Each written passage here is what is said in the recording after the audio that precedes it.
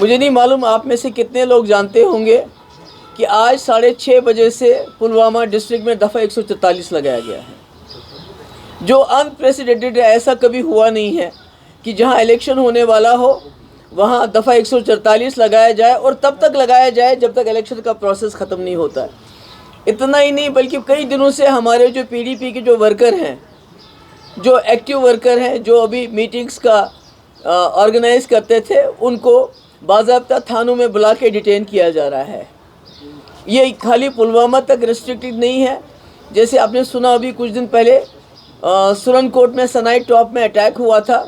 اس کے بعد وہاں ہمارے ورکر درجنوں نہیں 50 60 ورکر ہمارے بند کیے جا رہے ہیں، اور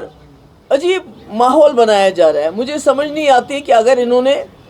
87 ریپیٹ کرنا ہے الیکشن کمیشن آف انڈیا نے، تو یہ الیکشن کا ڈرامہ کیوں ہے؟ اگر انہوں نے یہاں پر اخوان کو کھڑا کرنا ہے، اخوانیوں کی جماعت کو کھڑا کرنا ہے، اپنی پراکسیز کو کھڑا کرنا ہے جن کو یہ سپورٹ کر رہے ہیں،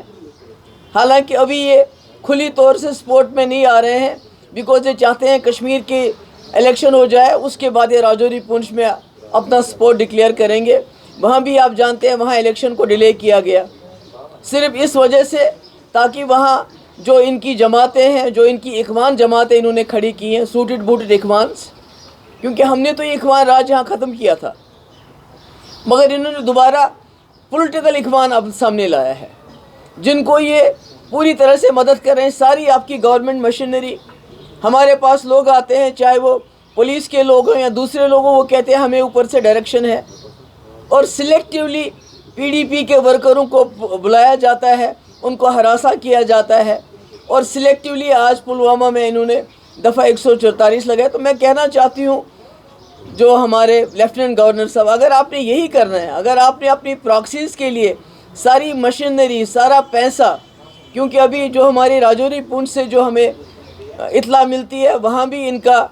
ضمانت ضبط ہونی ہے، وہاں کی ان کی کشمیر میں بھی ان کی جو پارٹیز ہیں ان کی ضمانت ضبط ہونی ہے، مگر مجھے سمجھ نہیں آتا یہ کس بل بوتے پہ اتنی ساری سرکار کی، گورنمنٹ آف انڈیا کی ساری پریسٹیج، ساری مشینری، ساری سرکار اس وقت ان کے حق میں کام کر رہی ہے، اور پی ڈی پی کو سلیکٹیولی ٹارگٹ کیا جا رہا ہے، ہمارے ورکرز کو پکڑ کے بند کیا جا رہا ہے، تھانوں میں ان کو ہراساں کیا جا رہا ہے۔ پرسوں ہمارا 70 سال کا اعظم ملک، اس کو بند کیا اور 2 دن کے بعد اس کو چھوڑ دیا۔ آج پھر سے ہمارے ورکر جو ہیں وہاں سرن کوٹ میں بند کیے گئے، 60 پہلے بند کیے، ان کو چھوڑ دیا، اب دوبارہ اور لوگوں کو بند کیا جا رہا ہے۔ ہماری موومنٹ وہاں کرٹیل ہو رہی ہے۔ یہاں آپ نے دیکھا کہ یہاں پر بھی اس وقت پلوامہ میں بھی بہت برا حال ہے۔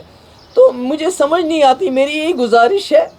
لیفٹیننٹ گورنر صاحب سے، اگر آپ نے یہی کرنا ہے تو الیکشن کا ڈرامہ کیوں؟ ابھی تو ہم 87 کے کانٹے بھی نہیں نکال پاتے ہیں، ابھی تو ہمارے قبرستان 87 کے جو اس دن داندلی ہوئی تھی اس کی وجہ سے بھرے ہوئے ہیں، ہمارے بچے یہ یتیم ہو گئے ہیں، ہماری بیوائیں یہاں ہو گئی ہیں، اور نتیجہ ہے 87 کا الیکشن۔ بڑی مشکل سے واجپئی جی نے 2002 میں ریڈ فورٹ سے اعلان کیا کہ جموں کشمیر میں فری اینڈ فیئر الیکشن ہوئے، اور بڑی مشکل سے کشمیریوں کا بھروسہ ہے اس ووٹ کی پرچی کے اوپر۔ تو اگر آپ آج یہ پھر وہی داندلی کرنا چاہتے ہیں تو ہمیں بتائیے، ہم چلے جائیں گے، ہمیں کوئی مجبوری نہیں ہے۔ ہم کیوں لوگوں کو، ورکروں کو اس وقت ان کی جان جو ہے جوخم میں ڈال دیں؟ تو یہی میری گزارش ہے، اور میری جو سری نگر کے سینٹرل کشمیر کے لوگوں سے بھی گزارش ہے، ساؤتھ کشمیر میں اور نارتھ کشمیر میں، خاص کر سینٹرل کشمیر کے لوگوں سے میں کہنا چاہتی ہوں کہ بی جے پی نے یہاں کے لوگوں کو ملزم بنایا، ان کو جیلوں میں ڈالا کسی قصور کے، ہم نے اسی میں سے ایک ملزم کو آپ کا کینڈیڈیٹ بنایا ہے،